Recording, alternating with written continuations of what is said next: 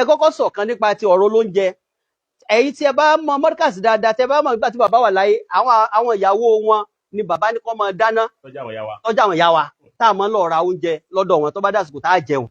Nítorí pé bàbá mọ̀ gbé oúnjẹ yẹn fáwọn aráàta tí wọn mọ̀ rí kó máa fi nǹkan sínú oúnjẹ fún àwọn ọmọ kó má pa àwọn ọmọ lọ́mọ sáwọn lọ́rùn. So ọ̀kan náà àwọn ìyàwó wọn nígbà tí wọ́n dẹ̀ bàbá máa ń pín kíní ẹ̀ fún wọn every week, ìgbà tó wá kan ọ̀kan náà àwọn ìyàwó wọn tí mi ò ní dárúkọ wọn lásìkò ìbọ̀tẹ̀ kọ́ wà bẹ́ẹ̀ ni la ṣe fẹ́ sọ.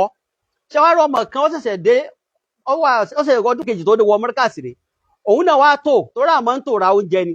Ibi tó ọmọ yẹn ti ń sọ pé ọkàn tòun ẹnìkan wá lẹ́tà yìí tó sáré wá bọ́ síwájú ẹ̀, ó wá wò pé òun tóun ti tò tipẹ́, ó bá yọ ọmọ yẹn sẹ́gbẹ̀ẹ́ kan ló bá fi súnmọ́ wájú. So ibi tí ń sọ pé ẹ̀ta tèmi abọ́ rẹ̀ wá ṣèṣì bá ìyá wa lórí tó ń ta oúnjẹ fún wa. So ìyá wa náà wá gba abọ́ yẹn, wọ́n wá fi na ọmọ yẹn pé kí ní kan lójú ọ sábà wọn kan. Èèyàn sọ pé ọba bọ́ na ìyàwó mùdírù Markaz ìyàwó Sheikh Adam. So wọ́n bá sáà da oúnjẹ títà dúró. Ọ̀kan náà àwọn àfáà wa Markaz àwọn bíi 2 sí 3 mi ń dárúkọ, wọ́n sáà kó kéèsì yẹn wá, àwọn ló ti mọ rántí báyìí, wọ́n bá kó kéèsì yẹn wájú Sheikh Adam. Èmi náà tẹ̀lé mo fẹ́ obi tọ́rọ̀ yọ jà sí. So bàbá bá ní kí ló dé, wọ́n ti fẹ́ sàlùwàlá ni wọ́n bá rojọ́ fún wọn wípé ọmọ yìí ló fa bọ́ gbá ìyá wa lórí. Bí àfa Markaz yẹn ṣe present kéèsì yẹn ni bàbá ní ó fa bọ́ gbá ìyàwó mi lórí. Kí ni ìyàwó mi ṣe? Wallahi tallahi. So ìyàwó wọn náà wà bẹ́ẹ̀ o. Bàbá wa ní tó ọmọ wo ni ẹ wá fẹ́ yọ ẹ̀sùn ọmọ lọmọ yìí ni. Bàbá bá ní tó wọ ọmọ rojọ́ kí ló ṣẹlẹ̀. Ọmọ bá sọ gbogbo ọ̀rọ̀ tí mo sọ kí n fi lè cut time. So bàbá wa ní tó ṣé lóòótọ́ ló gba abọ́ lọ́wọ́ ẹ̀ tó fi gbá lórí. Wọ́n ní bẹ́ẹ̀ ni, ṣùgbọ́n òun lọ kọ́kọ́ fi abọ́ gbá àwọn. Bàbá wa ní sọ ọgbọ́n tó ló ṣèṣì. Ṣé ọmọ yóò wá mọ̀mọ́ máa fa abọ́ gbá ọ tó sì mọ̀ pé ìyàwó mi ni ibi ló sì ti wá kéwú. La ilaha illallah Muhammadu Rasulullah. Bàbá wa ní ṣé mo ní kó máa wá fi abọ́ gbá àwọn ọmọ lórí níbí yìí ni àbí kó wá ta oúnjẹ fún wọn. Bàbá wa ní tó kí ni ẹ bá dáadáa ò lẹ́wọ́ kó wá ṣé kí wọ́n á máa bá ọmọ yìí wí fún ìyàwó mi ni ẹ ṣe wá kó kéèsì yìí wá. Ẹ já wo ẹwọ Hisan àdàfún yìí ọ̀kanu tó sojú mi báyìí. Ẹlẹ́ẹ̀kejì tíra yìí nígbà tí mo bẹ̀rẹ̀ sí ṣe díẹ̀ torí kì í ṣe pé bóyá ọdún méjì mo fi kọ́, mo ṣe wàhálà pọ̀ lórí ẹ̀ díẹ̀.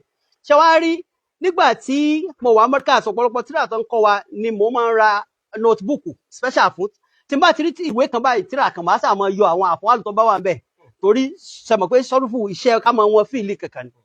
Tíra Maktuba tí bàbá fi ń kọ́ wa ní orin tí bàbá ṣe tí wọ́n fi kọ́ orin ní Markaz ní ọdún ẹlẹ́kẹta. Bẹ́ẹ̀ni mo bá rí orin kan bẹ́ẹ̀ ibi tí wọ́n sọ pé wàmínà ìbàlíyàtì khitọ́ọ̀bù mọ́ńlá yẹ̀rì áwì. Mo wá rí yẹ̀rì áwì yẹn mo mọ̀ pé mùdọ́rìwù ni, mo wá mọ̀ pé mọ́ọ̀dì rẹ̀ èrè àwà ni ó wà. Mo wá ń wo wázínù wo ló lè wọ̀ nínú àwọn àwùzánù 35 tí lárúbá gbé kalẹ̀ fún wa pé òun láàmọ̀ fi wọn gbogbo fíìlì. Mo gbé wọ gbogbo ẹ̀kọ́ wọ́.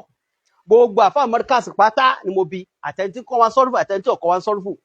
So tí wọ́n bá ti mú èsì kan wá màá nínú kọ̀ wọ ọbẹ̀ yẹn because èmi náà ti gbé wọbẹ̀ kọ̀ wọbẹ̀ lọ́jọ́ ẹ̀ mọ́ bí yín èmi sì wà lọ́mọ kéwú.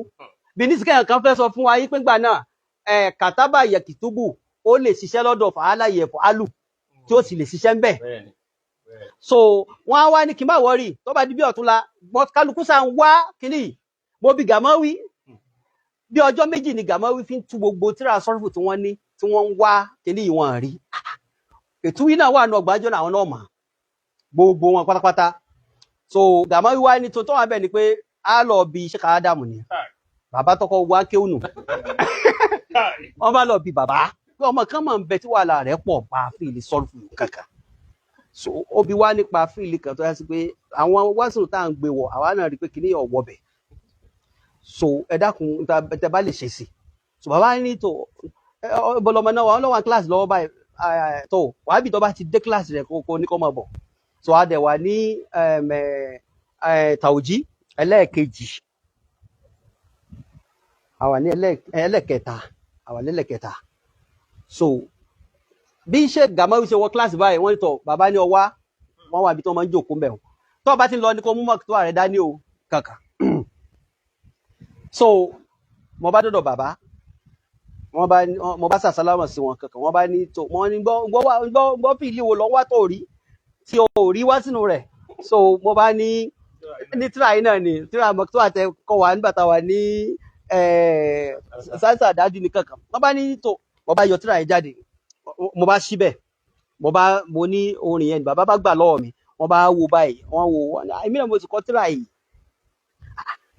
èrè àwà mo ní bẹ́ẹ̀ ni èrè àwà so wàá rí ibi kankan tọwọ́ ó sì ti gbé lọ àwọn mulhaqat mo ní wà láìkọ̀ wọ̀ bẹ̀ wà ní tọ̀ ọ̀dà tọ́wọ́ bẹ́ẹ̀ máa lọ àwà nǹkan ṣe sí barakallahu fik wọ́n bá ní máa lọ.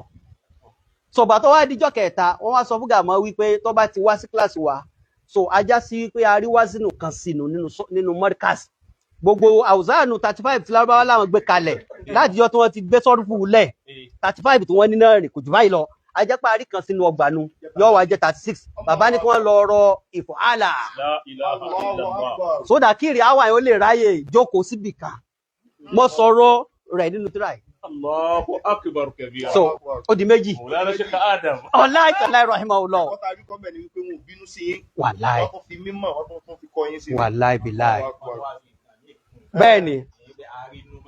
Wallahi. So that's wọ́n solve problem ìmọ̀ fún wa pé because ẹ mọ̀ pé tí bàbá ọba ní ká rọ wázìnù fún a sì wà lórí pé kíbo láwọn àti ha báyìí. Wallahi tá ní because ọ̀wọ̀n kankan 35 tó gbé kalẹ̀ láti yọ tán ti gbé sọ́rùfù lẹ̀ látàsùpọ̀ àwọn àlí.